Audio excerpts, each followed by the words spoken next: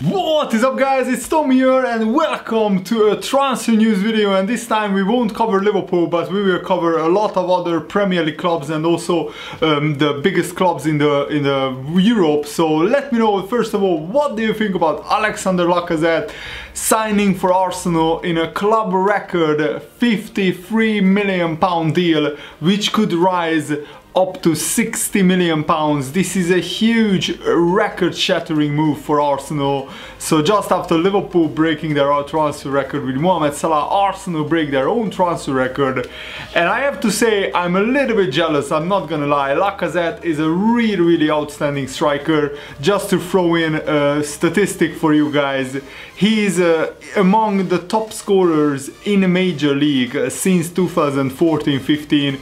He's actually in 6th place behind Ronaldo, Messi, Suarez, Higuain, Lewandowski. He scored 76 goals since 2014-15, and he also scored 28 goals last season, and he scored I think more than 28 goals only in the French league, but in total he scored like something like 37 goals, but in total he scored more than 20 league goals in the past 4 seasons, and he actually has the top conversion rate in I think among strikers last season, which is outstanding. Even though he comes from the French league and many people are dissing the French league, actually the last few players who won the Player of the Year award in the Premier League came from the French league, and N'Golo Kante is the perfect example.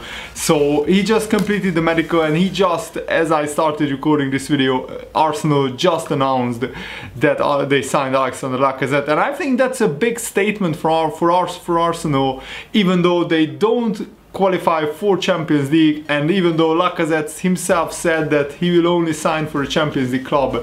Arsenal took advantage of Atletico Madrid, you know, not being able to signing Alexander Lacazette. They must be absolutely gutted, because Lacazette already agreed with Atletico Madrid that they will sign Lacazette. He will sign for them. The deal was done, everything was sealed, and then Atletico Madrid got the transfer ban. They appealed it. The appeal failed, so Atletico Madrid can't sign players until the January transfer window, and now Lacazette goes to Arsenal. So what's Atletico Madrid's loss is Arsenal's gain, and this is, I think, a big you know, signing. I don't think this suddenly makes Arsenal title contenders, but this makes the Premier League even more competitive next season, because this is the kind of transfer that Arsenal and Arsene Wenger have been lacking in the past 4 or 5 years, and I just cannot for the life of me understand why did Wenger wait until he signed a really awesome striker who is mobile, who can run in behind and who can finish.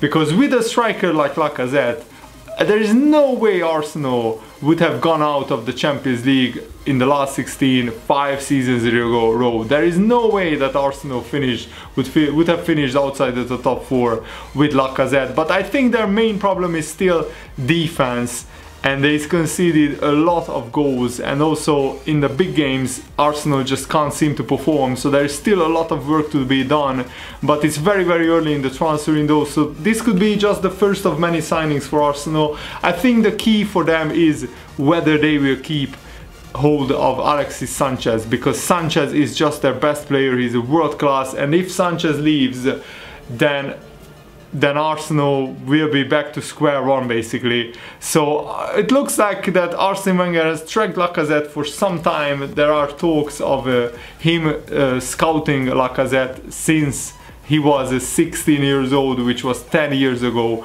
and I just don't understand why did Wenger wait 10 years to sign Lacazette, because Lacazette was a very good player even 2 or 3 seasons ago. And maybe he just waited until Lacazette's all-round game developed enough so he can play for a truly big club like Arsenal, and it will be very interesting to see how Lacazette does in the Premier League. I think with Arsenal, who create a lot of chances, Lacazette will score a lot of goals, because as I said, he's a lethal finisher in front of goal. He has the best chance conversion rate last season, so I think he will score a lot of goals.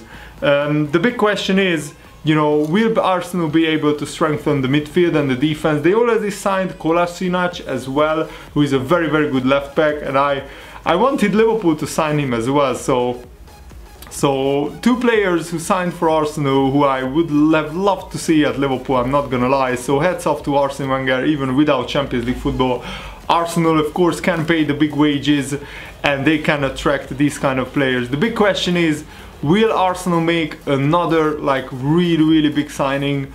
If they signed like a top class centre midfielder and maybe a top class centre back as well, then Arsenal could seriously challenge for the title. Until then, I still think that they are short, mainly defensively and mainly in the midfield. They are just not strong enough, and I mean in the defensive midfield department. Ramsey, Xhaka, Coquelin, Elneny, these players are just not on the level of you know, Chelsea's or Manchester City's defensive midfielders. So I still think that Arsenal have work to do. And as I said, Lacazette scored 37 goals in 45 matches, which is an outstanding return. And he actually reached 100 league goals for Lyon in 203 games. That's 1 goal every 2 games. To get that level of consistency is nothing short of remarkable, even in the French league. So, and as I said, he is behind, you know, the top 5 strikers in world football. And since 2014-15, he actually scored more goals than Harry Kane and Zlatan Ibrahimovic in total. So only Ronaldo, Messi, Suarez, Higuain and Lewandowski scored more league goals than Lacazette in the last like 3 years, which is outstanding in my opinion. Another transfer news is that Chelsea and Roma, it looks like, have agreed a deal for central defender Antonio Rudiger, and the transfer figure could be potentially, with add-ons, be as much as £34 million.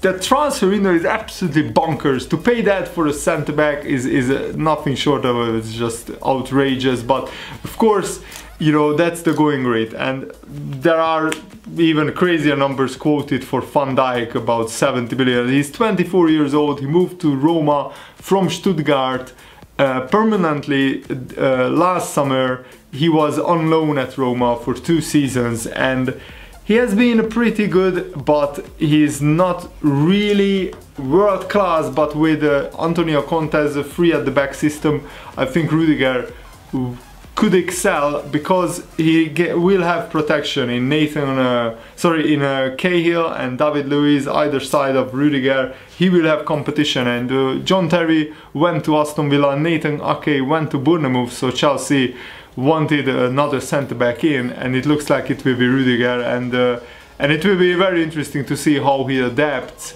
to the Premier League. Also an update on Antoine Griezmann's future. He will stay at Atletico Madrid this summer because he just didn't have the heart to say to Atletico Madrid that I'm leaving when you have a transfer ban and you can't replace me, which is very good, very humble of Antoine Griezmann, very loyal. But he said, I have stayed mainly because of the transfer ban. Atletico needed me now more than ever and I felt I had to stay. It would be dirty to leave. I wouldn't have been myself or the person that I feel I am today if I had left this club in that way.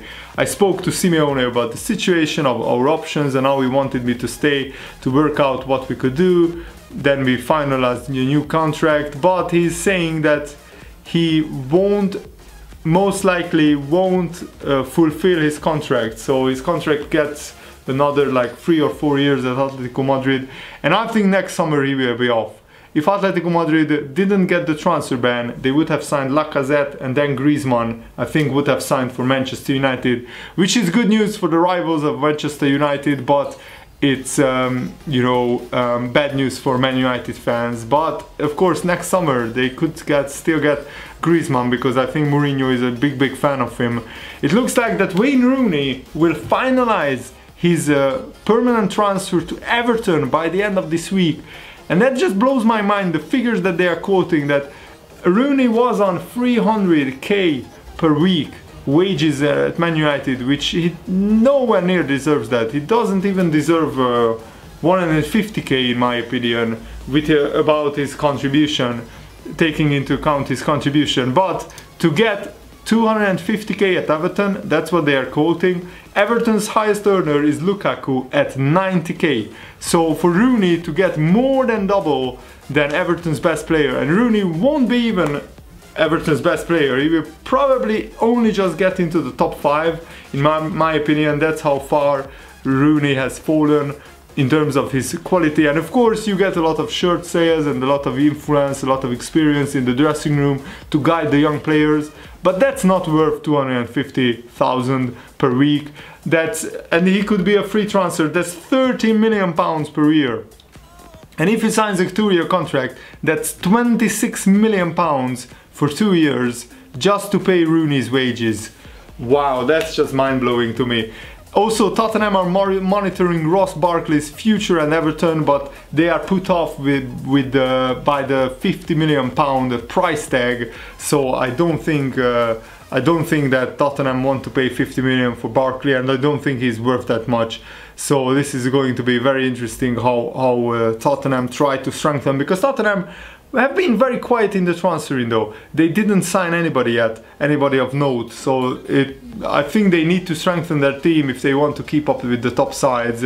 Atletico Madrid are trying to get Diogo Costa on the cheap after offering the 22 million plus add-ons for the Chelsea striker, but Atletico Madrid of course can't sign Costa right now, but they might do a deal with Chelsea to get him in January transfer window. So that will be very interesting how that pans out. And Manchester United, wow, they aren't getting lucky in the transfer window. They had an 80 million euro bid for Morata rejected, which is crazy amount of money. That's like 73 million pounds. And they had a 40 million euro bid rejected for Perisic of Inter. That's 120 million euros combined, and both offers got rejected. So both Inter, who now have rich owners, don't want to sell, don't really have to sell.